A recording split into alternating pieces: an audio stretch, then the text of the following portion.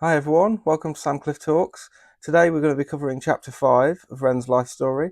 If you haven't seen any of the previous reactions to his chapters, check them out in the playlist because it's worth watching these in chronological order. Now, I've never heard chapter 5 before, so you'll be getting my first time reaction to this one. However, I do have the first 4 chapters behind me, so I've got a flavour of what we can expect with this one. So let's dive in. I tried to cling on to music in whatever ways I could during the time I was sick. During my time in Brighton, whenever my energy would allow it, I'd get myself out onto the streets and I'd go busking, about once every 3 weeks or so. It was my second year in Brighton, and I remember one evening heading home with my guitar and my busking amp after a couple of hours of playing on the street. I remember hearing this amazing ethereal voice while heading through the lanes, and I saw that it was coming from this 16-year-old kid. I've always had a deep admiration and feeling of camaraderie for buskers. There's something about the willingness to be able to bare your soul to a street full of strangers that really moves me. I noticed that the kid didn't have an amp. He was singing totally a cappella, but you'd only hear him if you were within a few meters of him. I knew from years on the street and singing a cappella than myself that an amp can change everything. I had this compulsion to offer him mine. I approached him and I told him that if he plugged in and sang while I played guitar, the whole street would stop in its tracks. And I was right. His voice soared across the street and people started stopping. Not long after, we had the whole street's attention. Something quite magic was happening. This was the first day that I met Sam Tomkins, someone who would be integral to my whole life changing later on. He had a friend with him, this guy called Connor Honeyset, who would later go on to be my manager. For now, they'd just be a couple of teenagers that I'd have to help out on my way home. It's funny how life works like that. I kept up to date with what Sam was doing on social media. There was a part of me that felt like his successes allowed me to live vicariously through someone else who lived an alternate reality where I never got sick. He was getting videos on SBTV, writing and featuring with some amazing artists, and there were quite a lot of similarities in our writing styles, and all at such a young age. I wasn't really able to do any of that stuff at the time. I was mostly bedbound with the exception of the odd day that I'd be able to go busking. It could have been very easy for that feeling to turn into jealousy, but it never did. I felt truly proud of him. So I want to stop it there. I wanted to let that run because I was keen to hear that introduction to the chapter and get a flavour of where this is going. And there's a lot to be said for performing because it takes courage, it takes energy, it takes motivation, and there's a real sense of achievement in what you're doing to like put yourself up there. It's like being on stage. You want everybody to be looking at you, but at the same time you're scared as hell, you're nervous, and there's that fear there, but you're also very free at the same time. It's a very kind of releasing experience. I'm not a musician myself, but I have spent plenty of time on stage giving speeches and talks and comparing and various things like that. So from that point of view, there's a connection there, I think, in the benefits that can bring you. But also interested in hearing about that first encounter with Sam Tomkins. I've not heard much of his music yet, but I know Ren and Sam have worked together for a long time, as we're hearing. And it's really interesting, that idea of living vicariously through someone else, because sometimes when we are depleted and low, we are looking outwards at other people, and you can feel an enormous sense of guilt and frustration because you're seeing other people progressing and moving forward. So it's really heartening to hear Ren feeling so proud of Sam with how he's developing and how he's achieving, and that Ren's having a hand in that. So that's really admirable to hear. All right, let's keep going. Enough of me. Years later, we go on to write a song together called Blind Eyed, which would transform the trajectory of my whole career. During this time, I was still desperately jumping from one treatment to another treatment. And now that my diet had become more limited, I was trying new diets with no luck. As the options in the alternative health world started to dwindle, I started searching for answers in the divine. In the former years, I had moments where I found myself sitting in churches, talking in tears to whoever might be listening, or experimenting with energetic healing modalities like Reiki. With time, My searching started taking even more unusual turns. I started looking to things like exorcists. Once you exhaust all rational explanations and treatments, the irrational suddenly starts looking more palatable. I had a skeptic's mind, but I had nothing to lose because there were no other good options.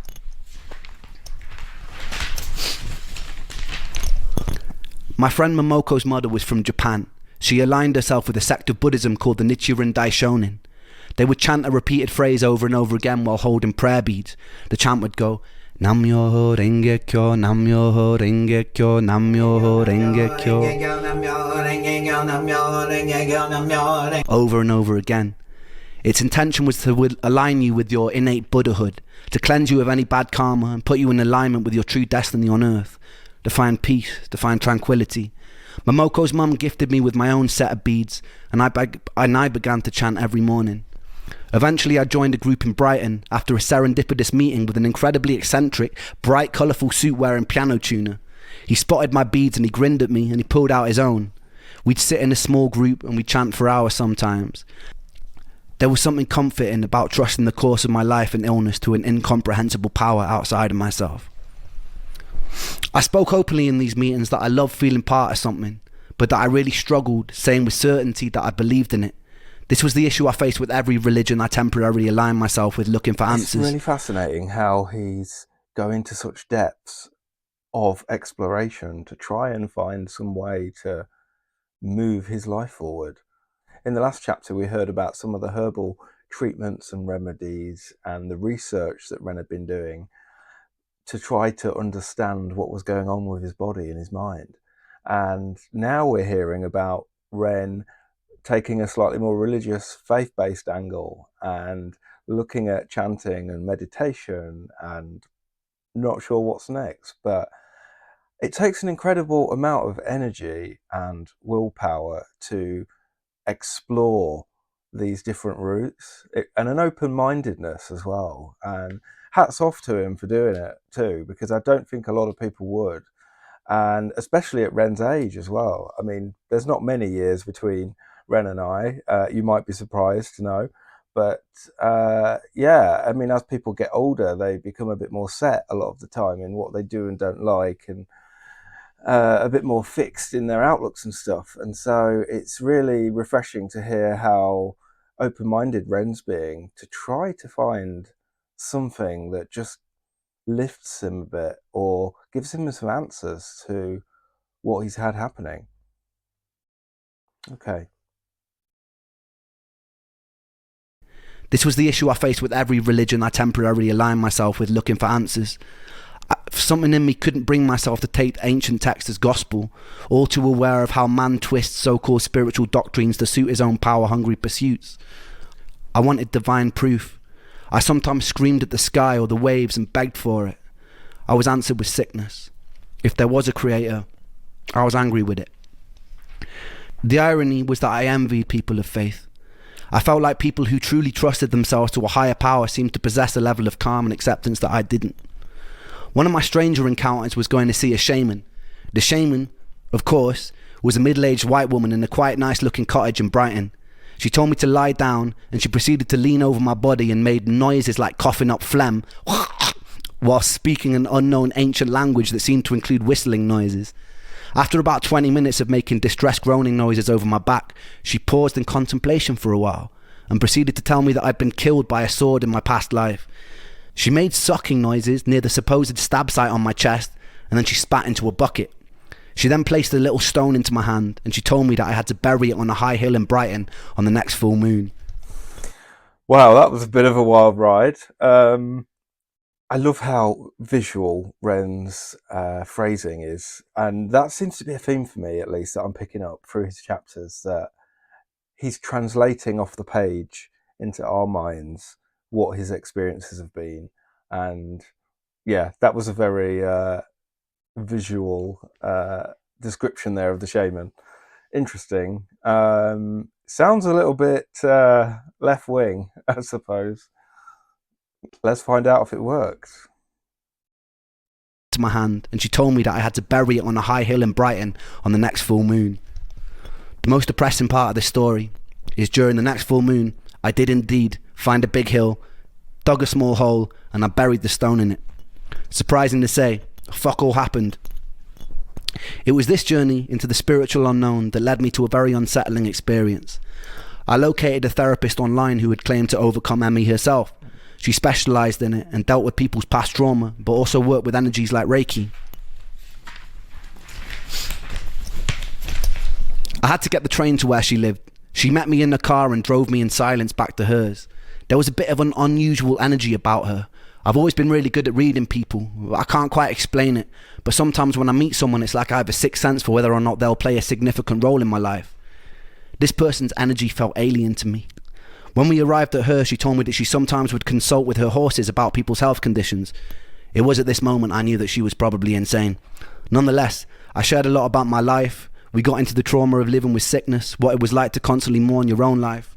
It was comforting at first, and it felt like a safe space, until it got a bit weird. One day she offered me a glass of water before a Reiki session, and during the session I fell into a deep sleep. When I came around, multiple hours had passed, which was peculiar for me. I usually have issues with sleeping and couldn't drift off, particularly not in unfamiliar environments. She assured me it was total normal and to get plenty of water, and I thought nothing of it. Lines started getting somewhat blurry when she'd invite me for meals with her and her husband. I took it as friendliness, but I noticed that she started messaging me outside of clinic hours. One time I agreed to create music for her in exchange for some extra sessions. Not long after, I started getting strange messages in my Facebook inbox. She started telling me how she knew that all my previous songs had been about her, which they hadn't. When I dismissed this, she would sometimes message me saying that she was outside of my house, telling me that our souls were bonded and that bad things would happen to me if we weren't together. Uh-oh. Telling me that our souls were bonded and that bad things would happen to me if we weren't together. To put it lightly, I was already in a pretty weird emotional place because of years of sickness. So having someone in the position of trust abuse their position like this shook me, and it shook my trust in therapy even more. Yeah, and that's a really fair point.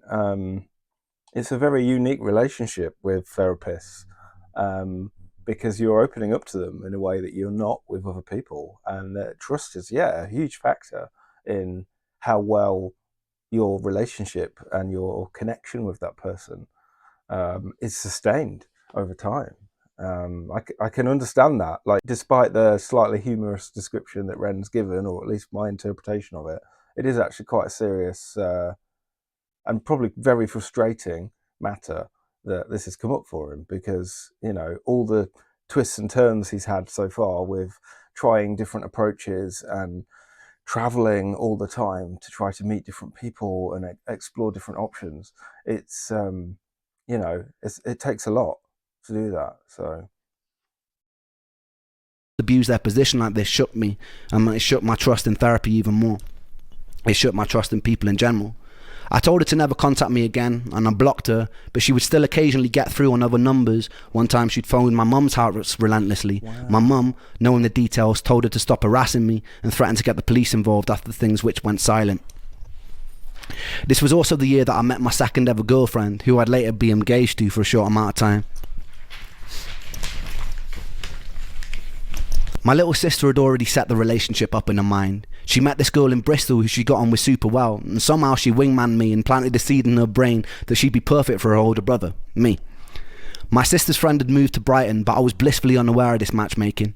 At this point, I was living in a house share in Rose Hill Terrace in Brighton with some lunatics I'd met at Ben's house, and Momoko had moved down from Cornwall.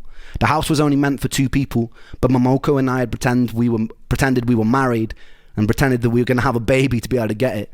As soon as the deed was signed, we moved in with about 5 other friends, one living in the living room, one in the attic, one in the study, one in the conservatory. It's safe to say rent was pretty fucking cheap. One night my friend Luke was throwing a party and she rocked up with a few of her friends. My sister had pretty good taste in girls and I had a crush on her instantly. At some point in the night we both ended up lying on my bedroom floor on a bunch of sofa cushions while about 6 other people were sleeping in various places in my room. One somehow in the upper compartment of my wardrobe. True story. She asked me to tell her a bedtime story and I made up the most unhinged story I could think of. By some sort of miracle she found my madness endearing and we ended up kissing a lot and staring into each other's eyes till we fell asleep. It's strange navigating a relationship when you're sick. I couldn't go out to eat at restaurants because I was allergic to everything. I didn't have the energy to do most normal things that couples do. Some days I'd be so full of brain fog that my personality disappeared, and it was hard to explain that to someone without them thinking that maybe you were just being a bit off with them. I think losing Joe, losing Callum, losing the record deal, losing my last girlfriend, it had all made me wary of getting attached to good things. Quite a lot of my illness made me feel ugly, and it's hard to accept love when you feel ugly. Nonetheless, she did love me, and with time our relationship grew. Yeah, it's that confidence, isn't it, that just gets knocked, gets chipped away through these experiences. But you have to keep striving forward as best you can. Okay. She did love me, and with time our relationship grew.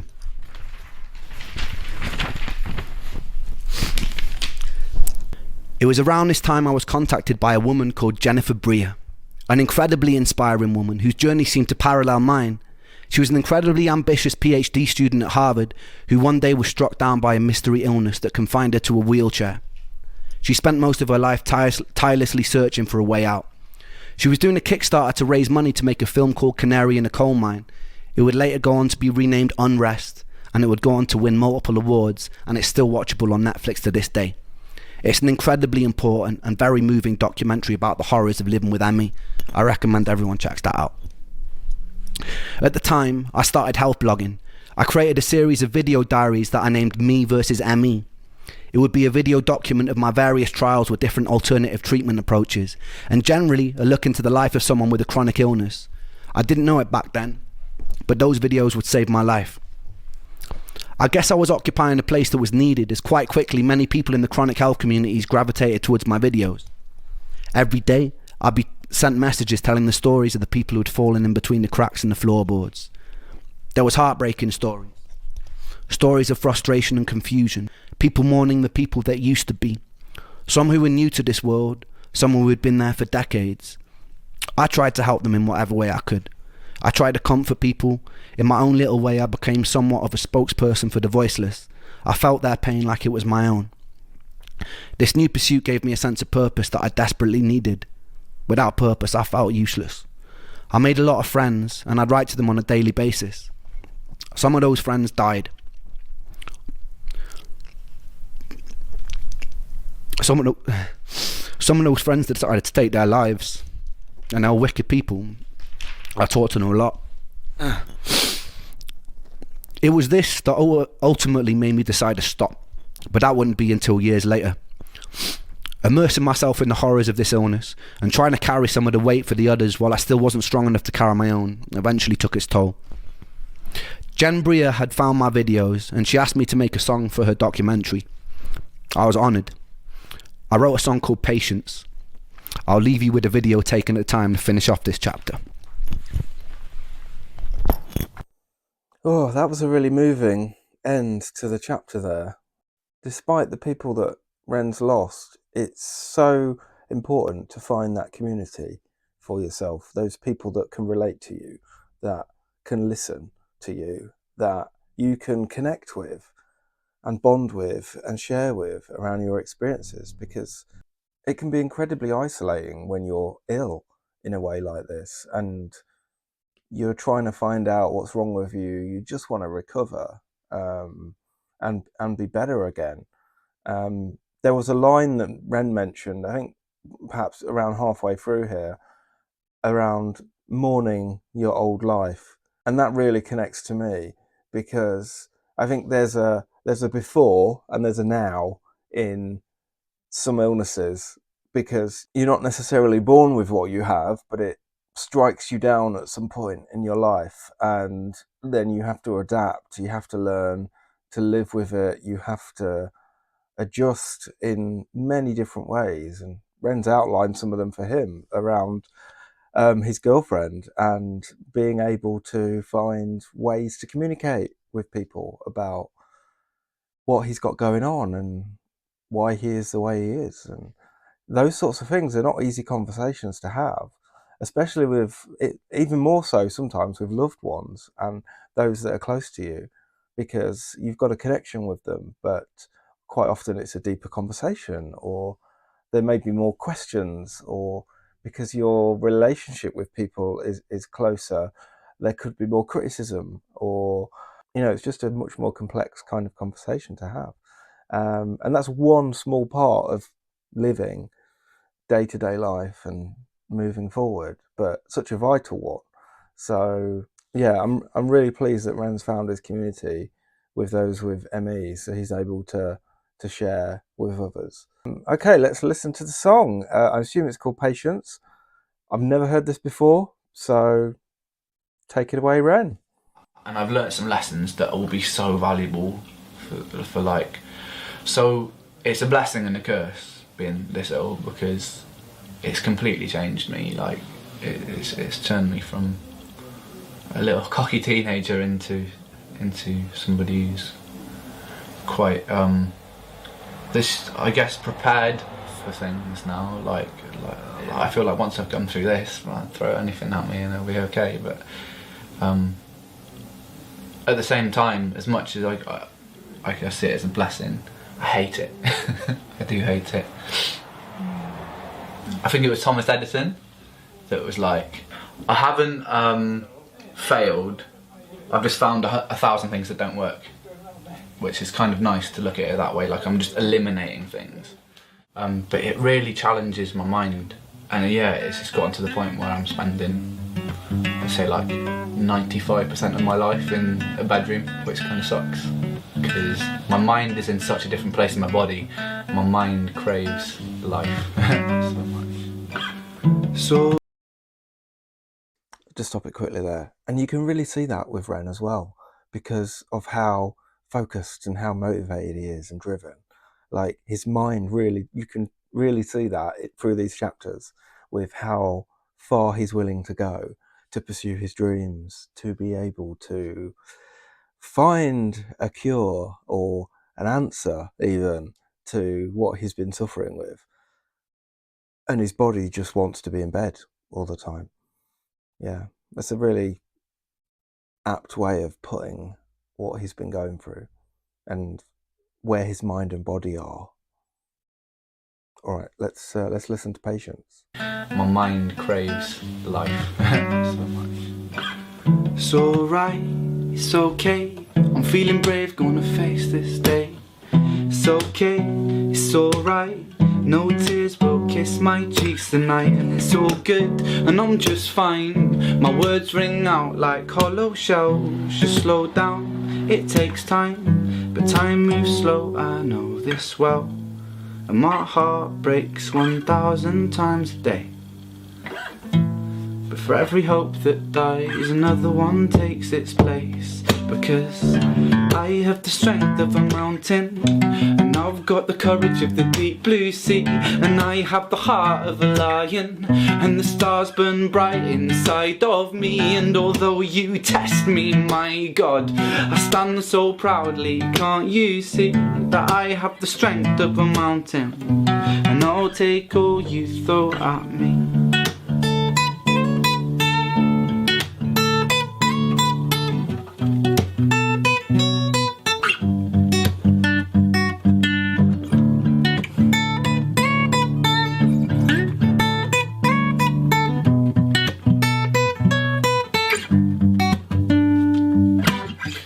This world is quite scary, I know that, cause I've been here for some time. But all that prepares me for a day when I can truly shine. Cause I've been so broken, and picking up fragments of myself, I'll glue them back together, so I can stand at the edge of this world and yell that my heart breaks 1,000 times a day.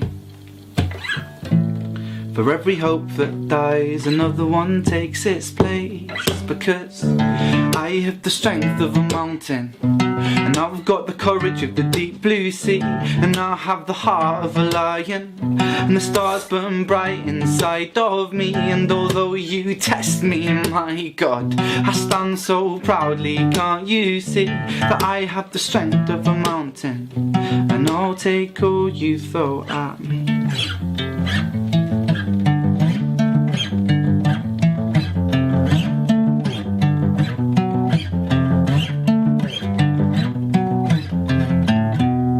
Dust the cobwebs off this sheath, and I'll take the sword of my belief, and in this storm I will not flinch, and I will not move, no, not an inch.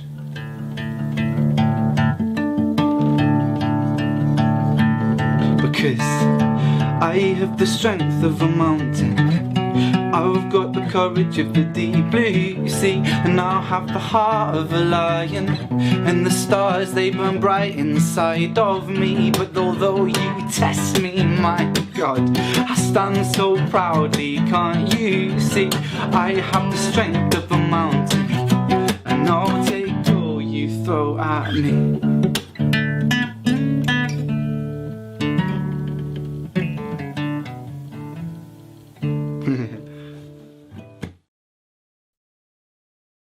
It was a beautiful, understated acoustic there. Such a different sound to what we're used to hearing in Ren's music over the last few years even. At the beginning, it really reminded me of Ed Sheeran a bit. I'm sure you probably picked up that a little bit too. Not that that's a huge compliment, I think. But yeah, it's such a different sound. I love that sense of hope that was in there as well. I think that's such a valuable motivator to have, and being able to have strength and look forward and always have hope for the next thing, for the next day, for the future. I think once we lose that sense of hope, I think a lot of other things fall away as well. So there's a really powerful message in that song. That was beautiful. Well, thank you for watching my reaction to Ren's Chapter 5. If you have any thoughts on anything that I've covered, or any of the content in Chapter 5, or Ren's song Patience, do put it into the comments below. I love reading every single comment, and I always make sure I reply to everyone as well, as best as I can. So thank you very much again, and I'll look forward to seeing you on the next video. Take care.